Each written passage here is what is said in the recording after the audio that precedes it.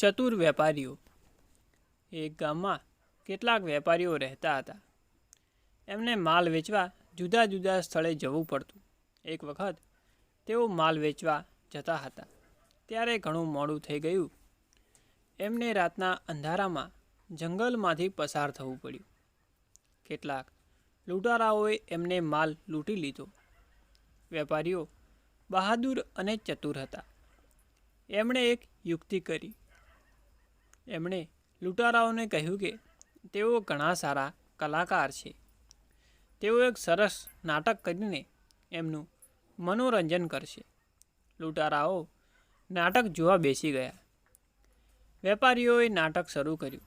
સૌ પ્રથમ એમણે ભરવાડનો વેશ લીધો અને ગાવા લાગ્યા. વેપારી કલાકાર આવે છે, ભરવાડનો વેશ લાવે છે. એમણે ભરવાડનો અભિનય કરીને લૂંટારાઓનું મનોરંજન કર્યું. પછી એમને સુથાર, મોચી, લુહાર વિવિધના અભિનય કરી લૂંટારાઓનું મનોરંજન કર્યું. લૂંટારાઓ મોજમાં આવી ગયા. વેપારીઓ સાથે નાચવા ગાવા લાગ્યા.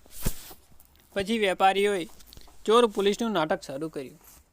કેટલાક વેપારીઓ ચોર લૂંટારા બન્યા અને કેટલાક પોલીસ બન્યા. આ નાટકમાં એમને બતાવ્યું કે પોલીસ આવીને લૂંટારાઓને પકડી જાય છે. વેપારી કલાકારો ગાવા લાગ્યા. વેપારી કલાકાર આવે છે, ચોરનો વેશ લાવે છે. જલ્દી દોડો ભાઈ, જલ્દી દોડો, જઈ પોલીસને જાણ કરો. કેટલાક વેપારીઓ શહેરમાં ગયા અને અસલી પોલીસને લૂંટારા વિશે જાણ કરી. અસલી પોલીસ વેપારીઓની સાથે જ્યાં નાટક થતું હતું એ જગ્યાએ આવ્યા. હવે વેપારી કલાકારો ગાવા લાગ્યા. વેપારી કલાકાર આવે છે, પોલીસનો વેશ લાવે છે. જે વેપારીઓ પોલીસનો વેશ લીધો હતો તેઓ આવ્યા. લૂંટારાઓ સમજ્યા કે આ તો નાટકનો એક ભાગ છે, એટલે તેઓ કલાકાર સાથે નાચવા લાગ્યા. ત્યારે જ અસલી પોલીસ આવ્યા અને લૂંટારાઓને પકડી લીધા.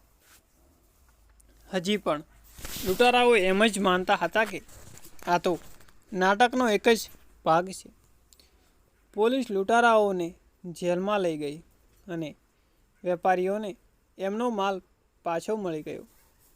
આમ બહાદુર અને ચતુર વેપારીઓએ એમનો માલ પાછો મેળવ્યો અને લૂંટારાઓને પણ પકડાવી દીધા.